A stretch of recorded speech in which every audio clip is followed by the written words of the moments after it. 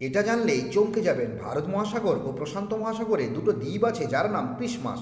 এটা জানলে আরও চমকে যাবেন, সপ্তদশ শতাব্দীর শেষের দিকে মানুষ ক্রিসমাস ট্রি সাজাতো আপেল, নাশপাতি ও কমলা লেবু দিয়ে। একটি ক্রিসমাস ট্রির 6 থেকে 7 ফুট উচ্চতায় পৌঁছতে কত সময় লাগে? 15 বছর সময় লাগে। সবচেয়ে বড় ভাসমান ক্রিসমাস ট্রি কোথায় অবস্থিত? ব্রাজিলে অবস্থিত। এই ক্রিসমাস ট্রির উচ্চতা 278 ফুট। জার্মানিতে একবার একটি কৃত্রিম ক্রিসমাস ট্রি তৈরি হয়েছিল পাখির পালক দিয়ে, যা আলোচনার কেন্দ্রবিন্দুতে ছিল। কী দিয়ে তৈরি হয়েছিল? রঙিন হাঁসের পালক দিয়ে। সবচেয়ে বেশি বিক্রি হওয়া ক্রিসমাস গান কোনটি? White Christmas. সারা বিশ্ব সান্তাক্লজ বলে, কিন্তু হাওয়াই দ্বীপে সান্তাক্লজকে অন্য নামে ডাকা হয়। কোন নামে ডাকা হয়?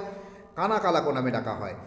এটা ঘটনা। 1980 সালে ক্রিসমাস খেলনা হিসাবে এই খেলনাটি সবচেয়ে বেশি বিক্রি হয়েছিল। কোনটি?